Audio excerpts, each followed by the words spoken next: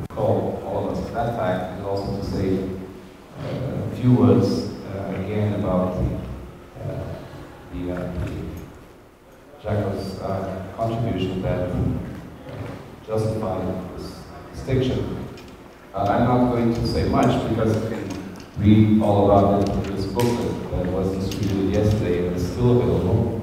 But I would nevertheless want to highlight once more Jacob's mathematical contributions, Jacob's direct scientific contributions, which extend over several fields in dynamical systems, as well as his unparalleled contribution to the development of mathematics in Brazil, in Latin America, and worldwide, both as an individual and as part of his role in many scientific jobs that he had, including his tenure as president of the IMU.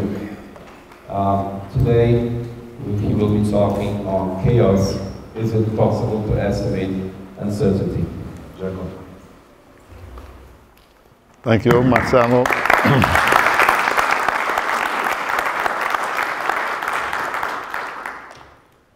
Thank you, Marcelo. I'm very honored with the medal of named after Solomon Lefschetz. I actually met him very briefly once, but I knew this was in 1967. I knew he came often to Mexico, and not only that, but he brought some of the research in Russia to the West. You may think this is why this was so important. Well, at that time, the communications were very difficult. In particular, he influenced Peixoto, you're going to hear his name, to work in dynamical systems. So anyhow, my lecture is based on a request by Marcelo connected to some project. But at the end I'll add some novelties, but mostly is a view through the years, my view, which is certainly not complete. But then at the end I'll add something about estimating uncertainty.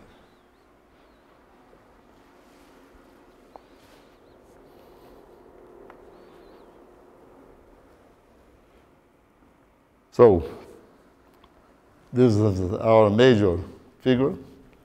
He is the father of modern dynamics and one of the greatest mathematicians of all time. And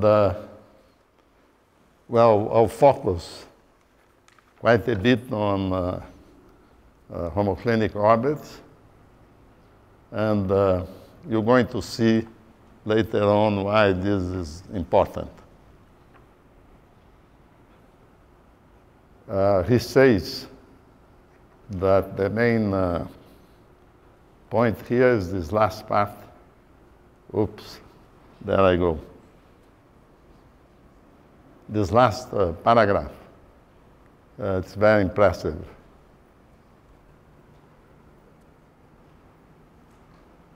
It says the complexity of dynamics when you deal with homoclinic bifurcations.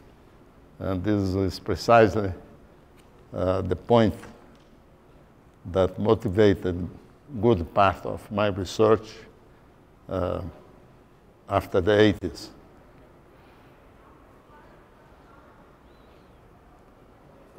Okay.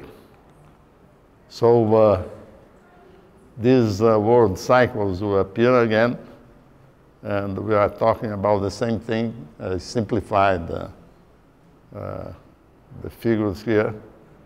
These are just 2 dimensions, but it's good enough to show the complexity of bifurcations when we move in this, well, as usual, I am very confused. But to move up, here we don't see any tangents, then we see a homoclinic tangents, and then we move up, bifurcating the system. This will appear again later. Okay. This is a nice picture on the right. You may recognize it. Well, it's just to present chaos. And then there is what several of us think is a good definition of chaos made by Edgar Allan Poe a long time ago. You can do it. It's very, very meaningful and pleasant. This, they were looking for the killer of Marie Roget, and this is a good description of chaos. It says that when we start with slightly different assumptions, then you may end up with different assassins. And then there is a little mathematics there, like you are multiplying many times, and if you start in the slightly different numbers, you may end up with a very different final number. Okay. The major figure for my talk is the work of Lawrence. Well, many talks these days. And he was dealing with weather prediction together with a group of applied mathematicians. And in a very simple, with a very simple machine, he came, and then in a smart way, the equations involving infinitely many variables. He scaled it down to 3 dimensions as the main variables.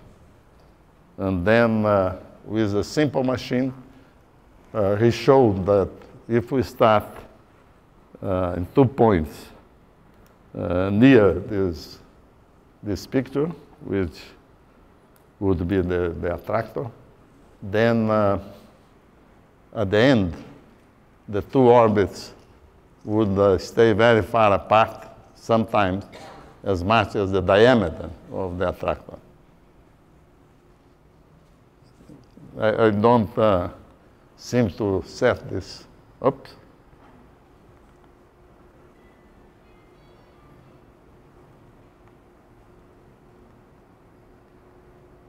Okay, back to.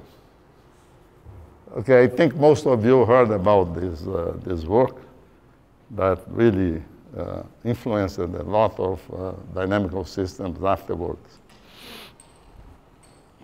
This was the first concrete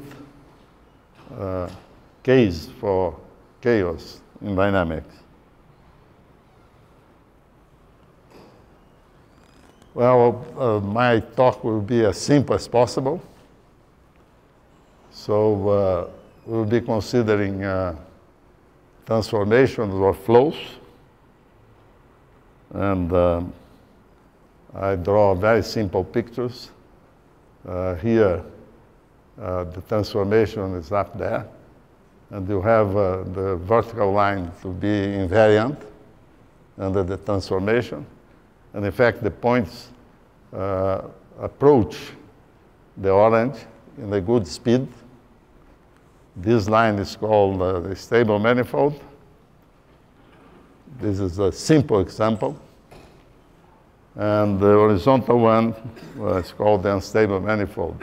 Then similar for flows. Now, what's important is that the eigenvalue should not be zero.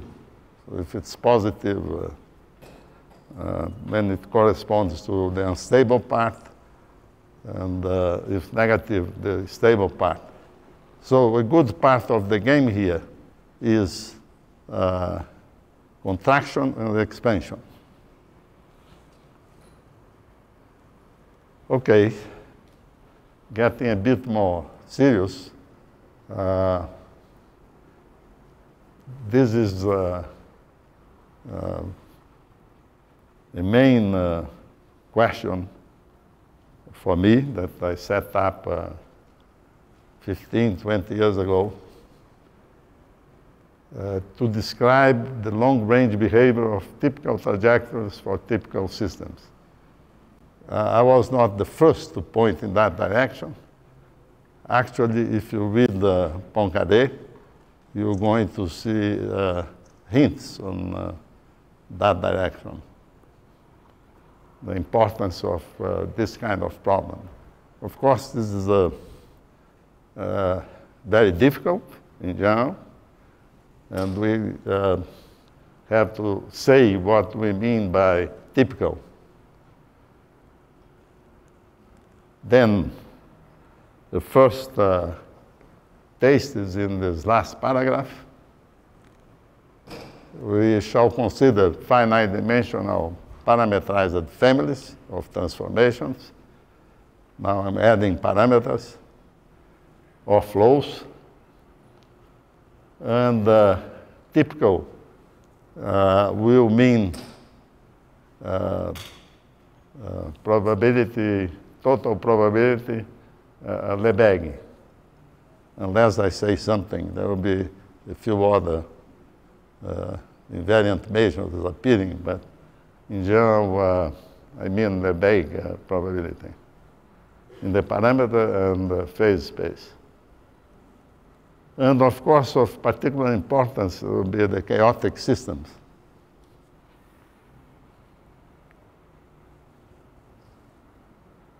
If it's not chaotic, then, well, usually simpler to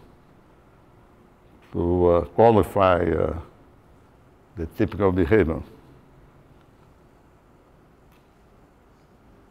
So we'll be considering transformations that are differentiable, at least once differentiable, and with an inverse, with also being differentiable. The same thing for flows. So, again, repeating the question, is it possible to describe the behavior of a typical orbit of a typical system? So we are aiming at that. Well, the fundamental role, no matter what point of view you adopt, are the attractors. If you think that dynamical systems can indicate the future of some natural phenomena or social phenomena, then if you see attractors in the future, this is, of course, a good place to look for the information, because it will concentrate most of the information. Otherwise, the set of attractors. Otherwise, the information will be spread, and so less significant. So you can see that it can be very simple as a point attractor here. A circle in the case of flows. Here's not an attractor. And the whole space of events, like for these transformations, the whole two-dimensional torus.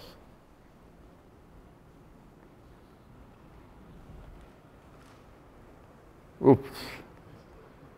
There I go again.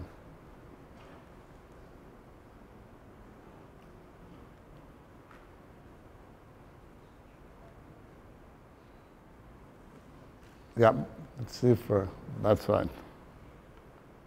So, a possible positive answer to this question came through the work, very basic, very at the beginning of a new period for dynamics, and it's due to Andronov and Pontriagli, the late 30s. This is precisely the knowledge of this kind of result was brought to America by Lefschetz. I was told that by Peixoto. You too.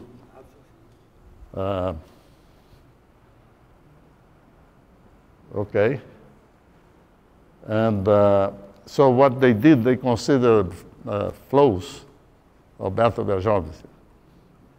They considered flows on a disk, and if you wish, transversal, to begin with, transversal to the boundary, and then they assume it to be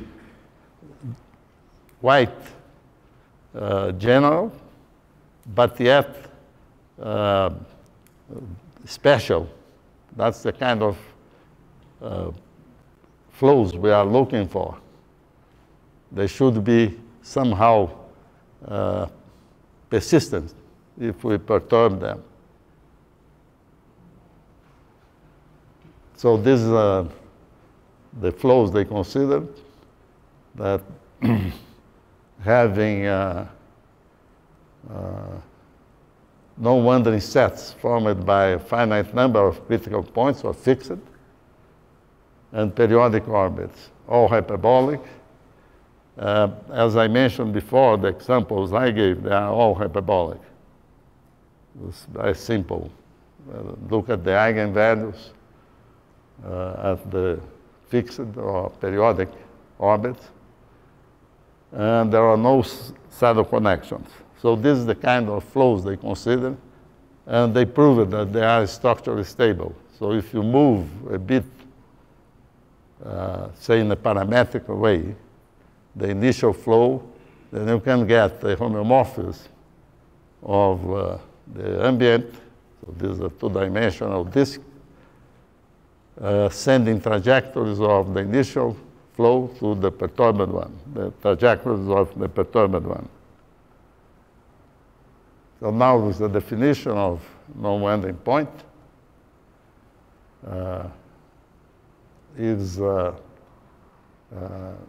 If you take any neighborhood of it, it will come back in the future, no matter how long you wait for, or in the back, or backwards. So let's move on.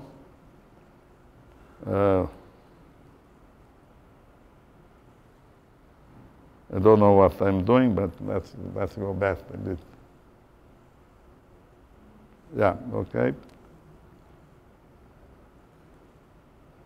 Now, I will jump to periodic orbits to explain the similar. For periodic orbit, the classical thing is to take a transversal succession. This can be in all dimensions. And then you get a transformation called Poincaré transformation, and you reduce it to the case of diffeomorphisms. Now, saddle connection is more or less clear in this picture. Here, this is not an attracting point. We call it saddle. There is a contraction and an expansion in the nearby behavior near this fixed point, and then this fixed critical point, if you want, and then this unstable line goes to the stable line of another fixed critical point. Okay, this is a saddle connection. So, in brief, what they proposed both initially Andronov and Pontriagli, and then Peixoto extended it to orientable surfaces, was to avoid saddle connections, having all non-wandering points to be hyperbolic. Okay, then, well, I don't want to complete the full statement, but it was possible to generalize it to surface. And this was an important work by Peixoto. But more or less it stopped there on the level of surfaces. And then came Steve Smale, who contributed a lot to the development of dynamics after the 50s, at the end of the 50s, and so on. And he looked at the similar notion played by Peixoto and the North Pontriagli in higher dimensions. And it looks a very simple thing to do today, but this was a crucial step, was, first of all, to define in higher dimensions the previous concepts, like hyperbolic points and so on. But there was a missing concept to go up to higher dimension, that is transversality, which now, of course, looks very simple. To avoid saddle connections, we make those lines transversal. That means they don't touch each other. Or for transformations, I didn't mention results on transformations yet, then they should be transversal all the time. In higher dimension, you can do the same. And what you want is that the stable and unstable manifolds, when they meet, they should meet transversal. That is the tangent space to each one of them sum up to the tangent space to the manifold, the ambient manifold, at every point they intersect. So these are clear in the figures. So what Smale did was to generalize, oops, I jumped again. Yeah, generalize the concept of, say, the flows used by the previous authors and to higher dimensions and similar concepts with the introduction of transversality of stable and unstable manifolds wherever they meet. But always a finite number of critical points or periodic orbits, all hyperbolic.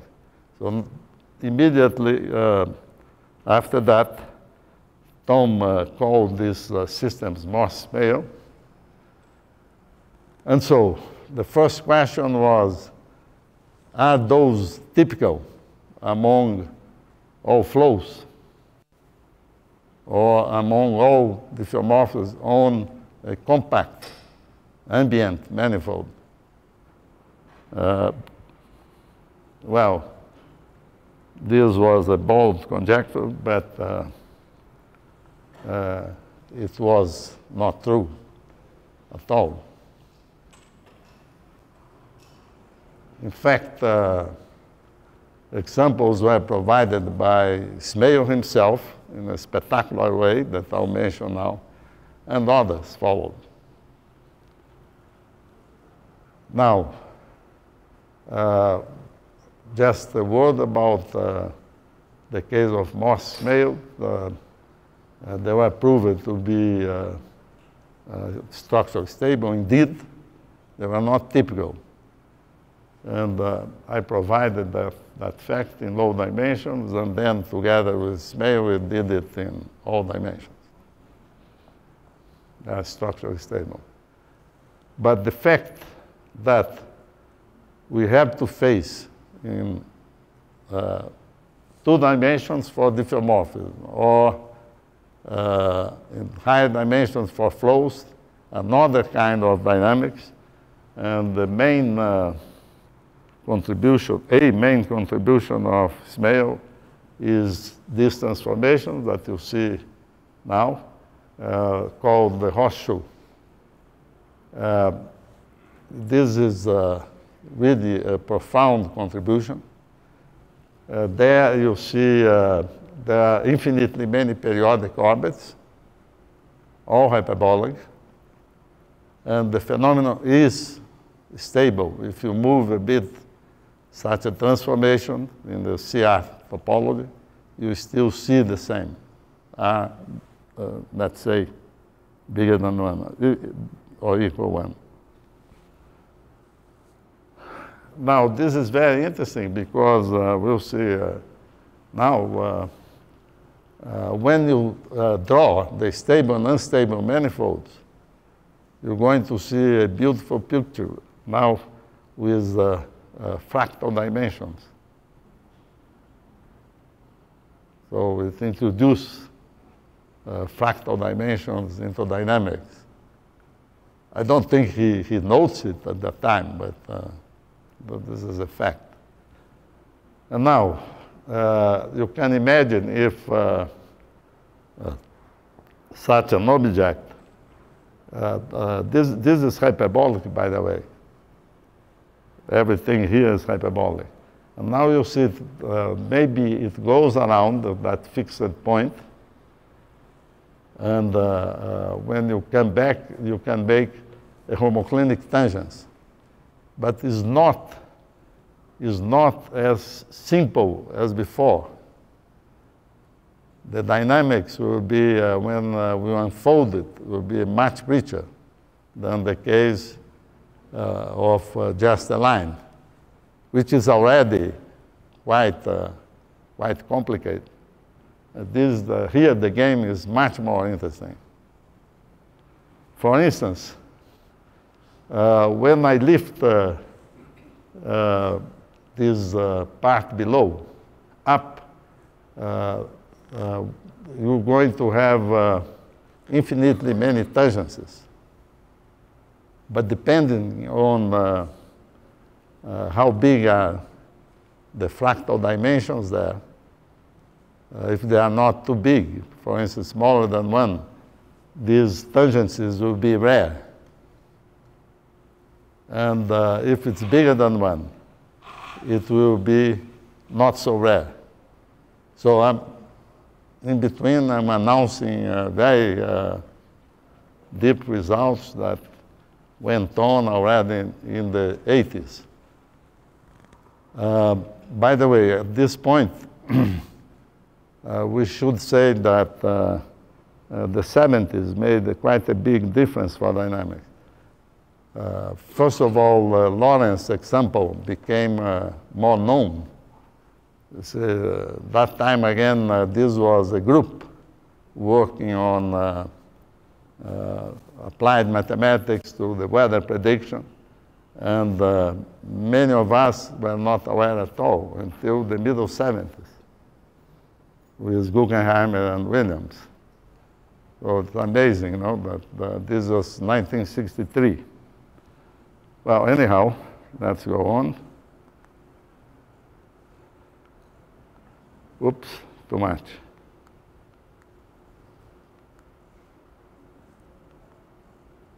So now you can see how interesting this game of creating homoclinic tangents and unfolding can be. Now I'm drawing not only one line at the boundary, but a full set of lines where you see expansion and then contraction. And they go around and make a cycle. So, cycle is the name of the game here. At least this is my view.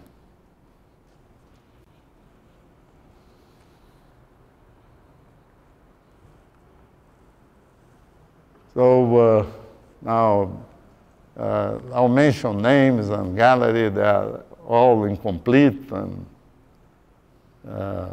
you have to forgive me. But anyhow,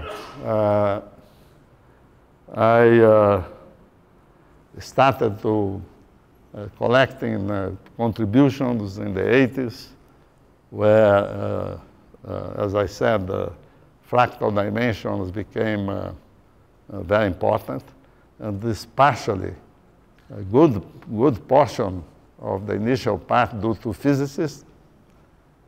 I used to make a joke, I don't know if only me, but they almost stole the field from us in the late 70s. They made very important contributions.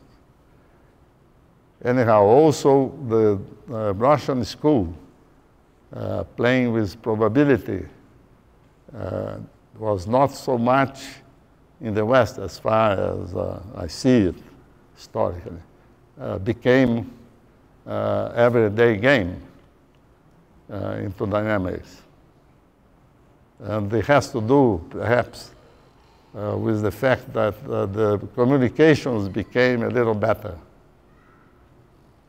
I did visit Russia several times in the 80s, but before that, there was perhaps the first meeting between dynamicists from the West and from the Soviet Union at the time in '77 in Poland. It was a great meeting.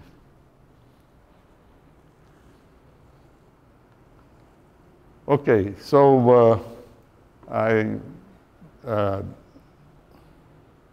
dared to formulate the following conjecture, pointing towards describing what would be a typical behavior for parameterized frames or flows and transformation, diffeomorphisms, say, in a compact ambient manifold.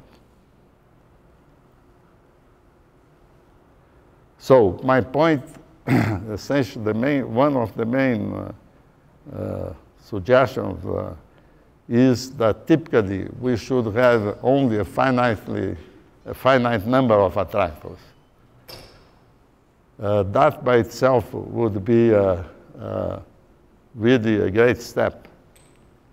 I have to say that Newhouse, way back in the early 70s, had exhibited infinitely many coexisting attractors. This was a remarkable fact. And so the idea here is to avoid such a phenomenon. In some sense, we hope that this Newhouse phenomenon is probabilistically rare if I take parameterized families of transformation or flows. Also, this will come back again.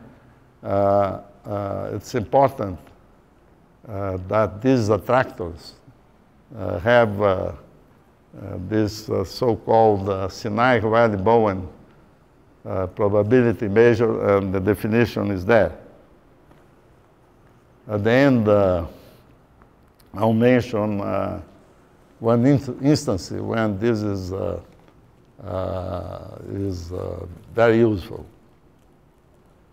In fact, this is a major line of research. It was for quite a while and keeps on. Okay, another important example of chaos was due to an astronomer, or physicist, if you wish, called Denon in the mid-70s.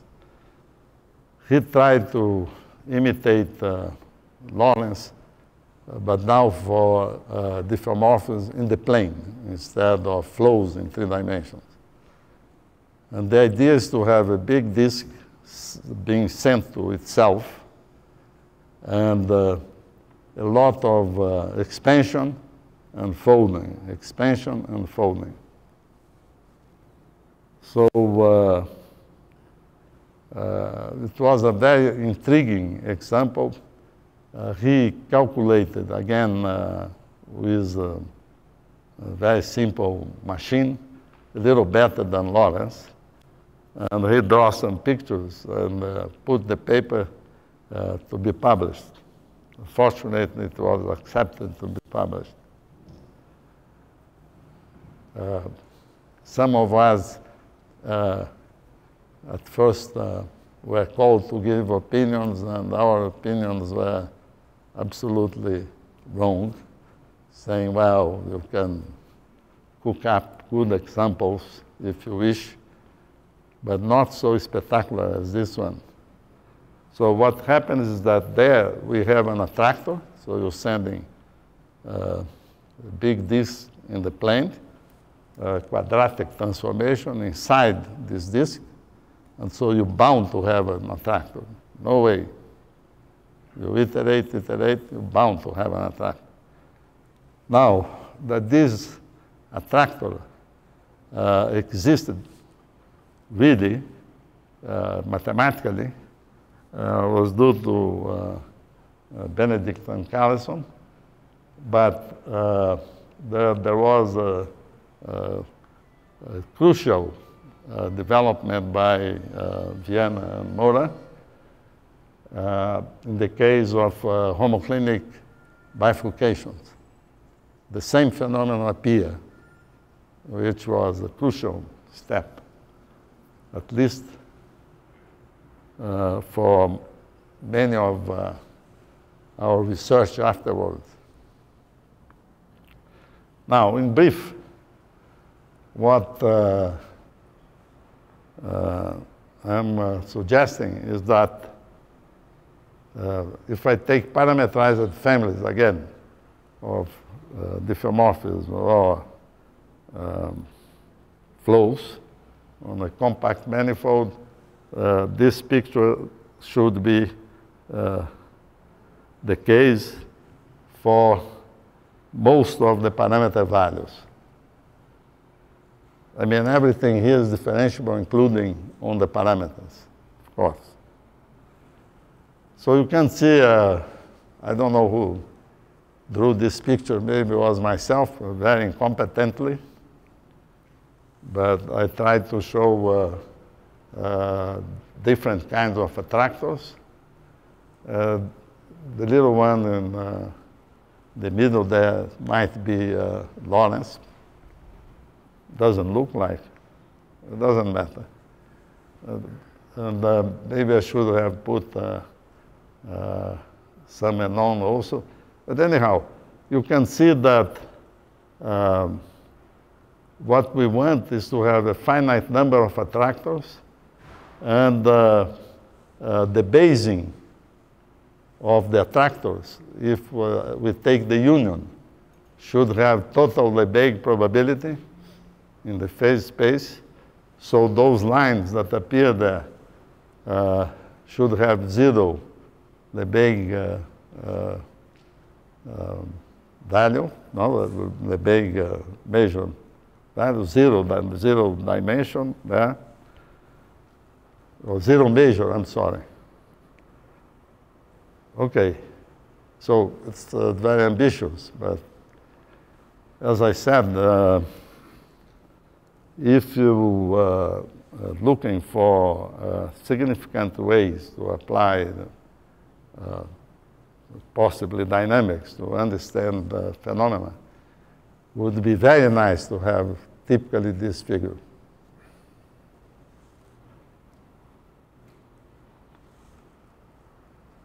Now, I'll go a little now a little beyond. well, recently I have been thinking about the possible concept of uncertainty. And if it's possible to estimate uncertainty. So again, this is an ambitious idea. It may be controversial, depends what you want to call uncertainty.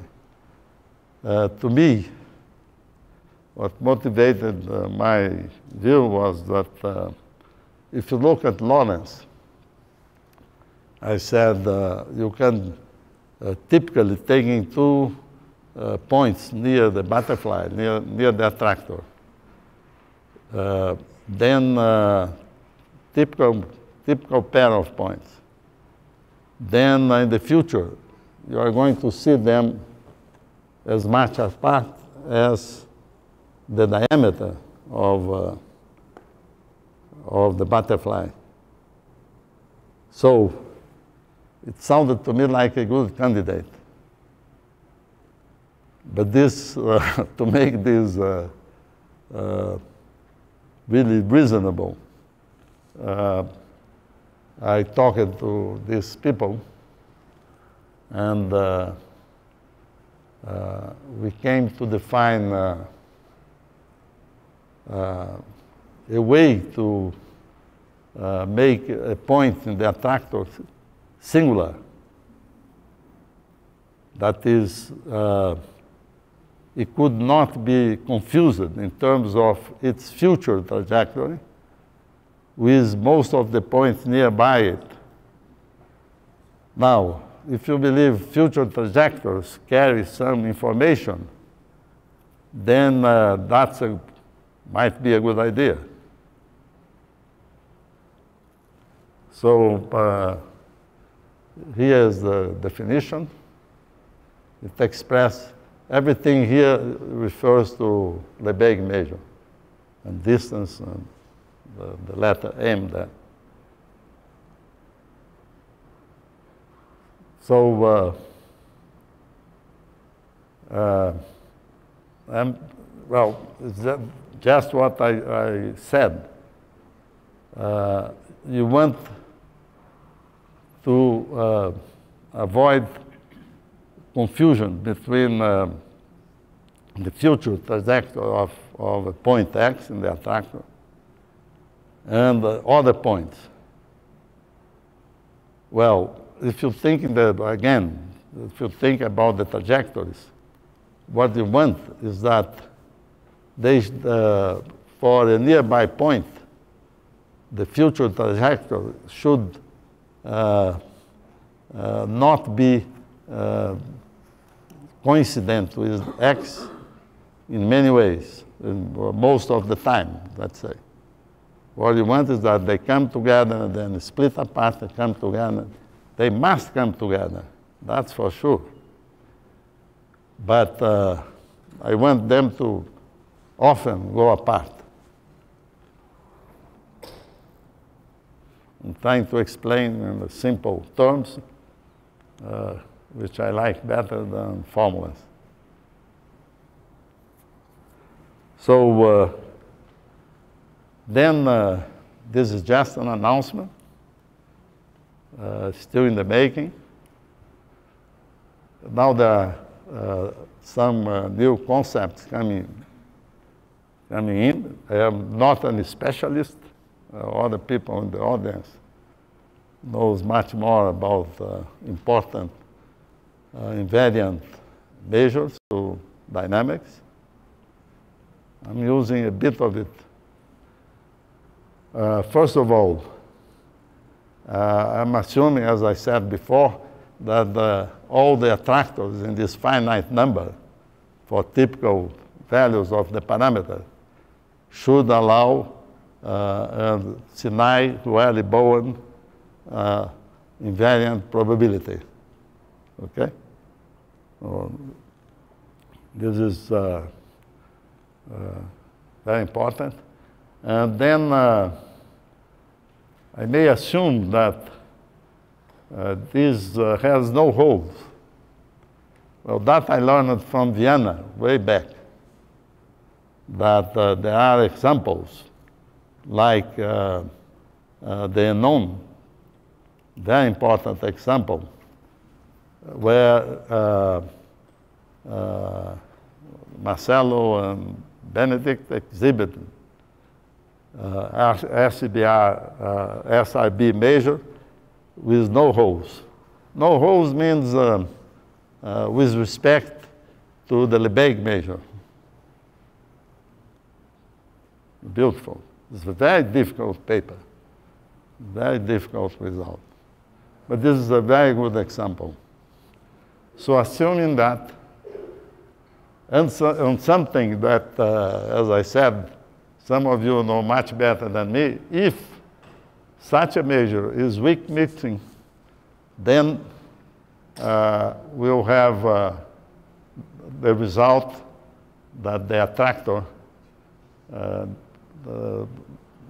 will have uncertainty or the dynamics concerning this attractor. In fact, the basing of attraction will have an uncertainty equal the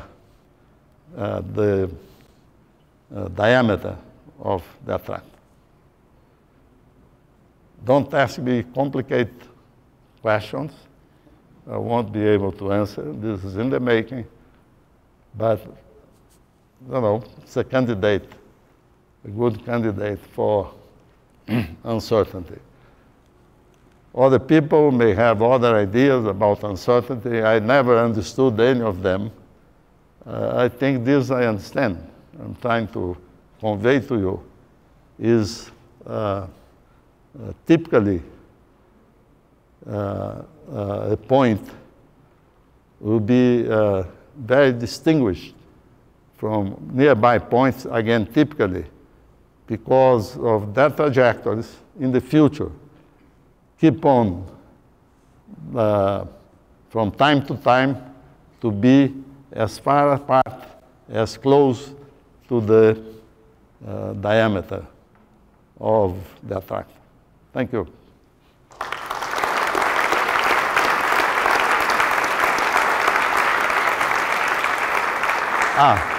Sorry, I forgot my gallery and final comments. Can you give me I still have I am very confused as always. Well,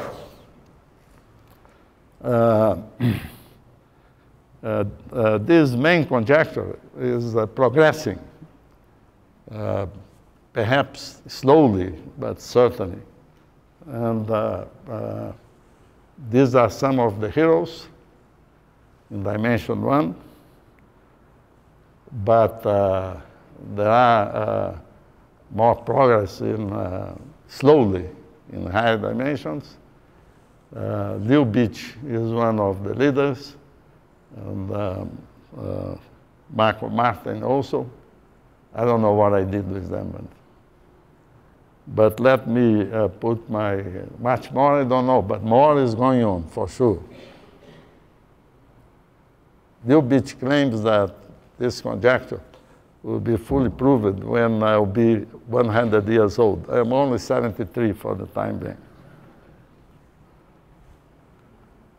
Now, again, this gallery is missing important names, but it's my gallery. So Pontriaga was a blind guy from early age. Still, he saw a lot of mathematics, one of a main figure in mathematics of the 20th century in topology, but also took part in early stage of new life for dynamics. Now, I like that picture a lot. Side is Peixoto. Shows that mathematics is good for your health and your time spent. Yeah, he's 92 now, and look like he's smiling. By the way, it's not a common way he appears in photo. Usually it's much more serious. Now, of course, Steve Smail, Sinai. Now, this is close to me, Florida Stacken, Sheldon, Ricardo Mayer. A couple of Chinese, Liao Shantao, out of the blue, did some nice work. It was, of course, a survival of the, what they called, I forgot, the revolution, cultural revolution. And yet did something close to what Ricardo Mayer did. One piece of work, Lan Wen is around. Younger people, like this one here, with two little children.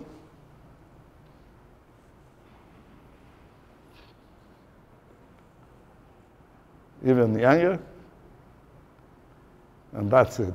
Now, I take the occasion to call your attention for 9 videos by Etienne Gis. Wonderful. Well, I should not say it, but they are wonderful.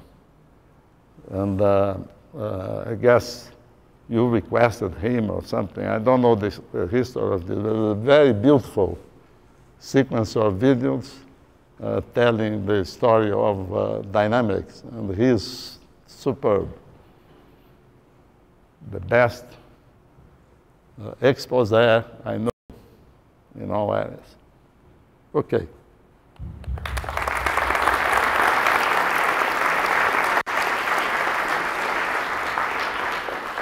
Okay, we have the occasion for a few uncomplicated questions. Naive question. I understand the notion of triviality of the main conjecture in page 20 in the format. Page 20. Okay, you consider finite dimensional families of system, finite dimensional and 20. Yes. No? Finite dimensional families. In general, we For typical values of the parameters. Yes, for example, in application in physics, we have parameter viscosity, masses, I don't know. And you can have perhaps the Newhouse phenomena in one-dimensional parameter for one line of parameters. We have phenomena trivially.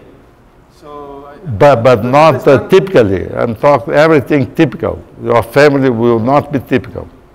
Your family should satisfy some transversality condition. This is not the gender. It's typical in all sense. Your example is not typical. Anyhow, I hope to throw Newhouse phenomenon. He doesn't like when I say it, but we are a very good friend. Out of the main picture. Forget the capacity. Okay. Questions, comments? Okay, so before we finish, I want to second Jacob's advertisement for these movies, Chaos, that have been produced by a group of people around the KGs. They are absolutely fantastic, and even more, they have been translated, both subtitles and dubbing, into many, many languages. We had a small participation in the translation to Portuguese, but there's also a Japanese version, Chinese version, you name it. And it's really learning. It's a very good example of how mathematicians should communicate with the world. Just watch it. And now let us thank Jacob once more. Thank you.